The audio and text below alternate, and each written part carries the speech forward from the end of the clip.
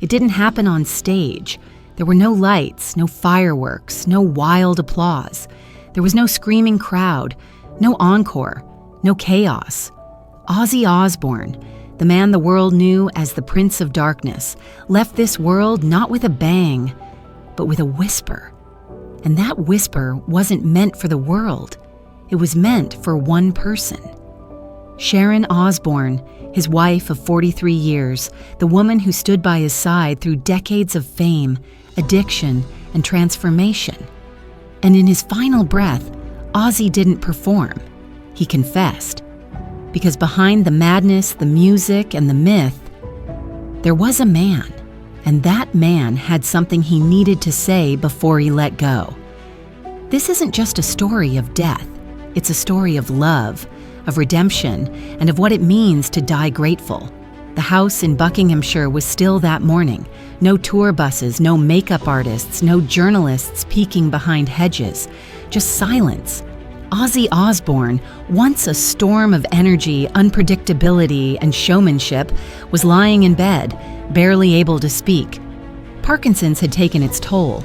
He had been slipping in and out of consciousness for nearly 24 hours. His fingers twitched involuntarily. His voice was faint, a ghost of what it once was. But then, something changed. As the morning sun filtered through the lace curtains, Sharon saw a flicker. Not of pain, not of fear, but of clarity. Ozzy opened his eyes, and for the first time in what felt like weeks, he wasn't dazed. He wasn't fading. He was present. "Sharon," he rasped, "come close. I need to tell you something important." What happened next wasn't rehearsed. It wasn't grandiose. It wasn't curated for cameras. It was raw. It was human. It was Ozzy, not the rock legend, not the Black Sabbath frontman, not the wild-eyed performer who bit the head off a bat. Just a man, at the end of his life, holding the hand of the only person who had ever truly seen him. He looked at Sharon, and he smiled. "Do you realize what we've done?" She didn't know how to respond. Tears welled up in her eyes before she could even think. "Do you understand the miracle we created?" he said. And he wasn't talking about platinum albums. He wasn't talking about award shows or screaming arenas. He was talking about home, about family, about surviving the chaos they never asked for but somehow endured.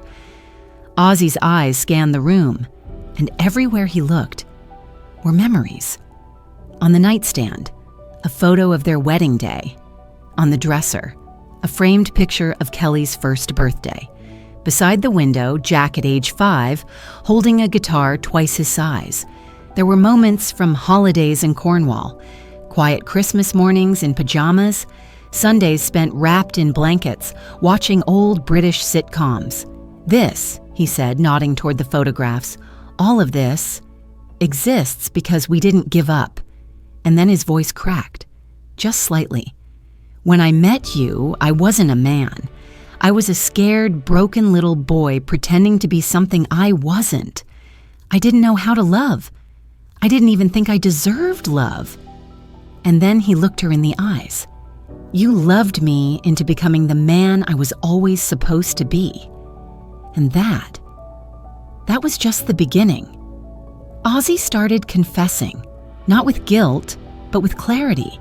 He talked about the years he lost to drugs, the tours he couldn't remember, the birthdays he missed, the nights he didn't come home, the mornings Sharon cried alone in their bed, wondering if he'd live to see another sunrise. He spoke about their 1995 anniversary dinner when he passed out drunk before the appetizers arrived. He recalled how Sharon fought cancer in 2003 and how he was too consumed by his own addictions to be there the way she needed him. "Those memories," he whispered, "they don't haunt me because of how the press covered them. They haunt me because I wasn't there when you needed me most." Sharon was silent. Tears streamed down her cheeks, but Ozzy wasn't finished. "I've been thinking," Ozzy said, "about everything you gave up. Every job you turned down, every insult you absorbed from the tabloids. every dream you put on hold so I could chase mine. You were the captain of this ship when I was too high to steer. You were the anchor when I wanted to drift away, and I never thanked you the way you deserved. You're not just my wife, you're the architect of my second chance." He took a shaky breath. "Without you, Sharon, I would have died in a cheap hotel room 30 years ago, alone, drunk, forgotten. You didn't just save me, you built me." The world saw Ozzy Osbourne as a solo act, the prince of shock rock, the madman, the myth. But in his final moments, Ozzy wanted to make one thing clear. "That's all a lie," he said. "Since 1979, it's always been us." He pointed to the songs that mattered most to him. "Mama, I'm Coming Home," "Dreamer," "Close My Eyes Forever." "They don't exist without you," he told Sharon. "You're the one who gave me permission to be vulnerable, to write about love, to cry, to feel, to want to come home." He shook his head. "Without you, I would have just been noise. You gave me melody. You gave me meaning. You gave me me." And then, Ozzy asked for something Sharon never expected. "When I'm gone," he whispered, "don't stop living. Don't fade into the background. Travel, dance, laugh." He paused. "Maybe even love again." Sharon shook her head, sobbing. "No one could ever replace you." But Ozzy smiled through the pain. "Our love doesn't die with me," he said. "It just changes form. If someone makes you smile again, smile. That's what I want for you." And then he added something that made Sharon crumble. "Real love. It isn't jealous. It's generous. It lets go." He didn't mention world tours. He didn't talk about Grammy nominations. He didn't care about YouTube views or Spotify streams. He talked about blankets, the way she tucked them around his feet on cold mornings, the way her hair smelled after a shower, the sound of her laughter during reruns of The Office. And then he brought up one moment, a summer evening in 2010. He was spiraling, crippled by anxiety, sitting in the garden, unable to breathe. Sharon sat beside him, said nothing, just held his hand. "That," he whispered, "was the first time in my life I felt understood." As the minutes ticked by, Ozzy grew weaker, but his mind stayed sharp, and he gave Sharon a list, a final set of wishes. Which songs to play at his funeral, which bandmates to thank, what messages to deliver to each of their children, to Kelly. Tell her I'm still proud of her voice, of her strength, of her heart. To Jack, tell him he's the bravest person I've ever known. He became the man I never thought I could be. To Amy, tell her I always admired her quiet strength even from a distance. He asked that his death not divide people. Let it bring them together, he said. Let it be love. Let it be a celebration. Then, just before he closed his eyes, Ozzy turned to Sharon. He squeezed her hand, and with the last breath he could muster, he whispered, "Thank you for giving me a life worth living, for loving me into becoming the man I never thought I could be, for making every day of the last 43 years feel like a gift." He smiled. "I'll be waiting for you on the other side, but don't rush. There's still life left for you to live." And then he closed his eyes.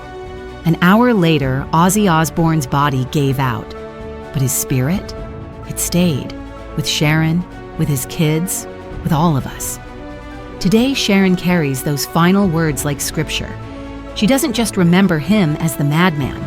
She remembers him as the man who changed, who found clarity just in time to leave a legacy, not just in music, but in love, in truth, in forgiveness.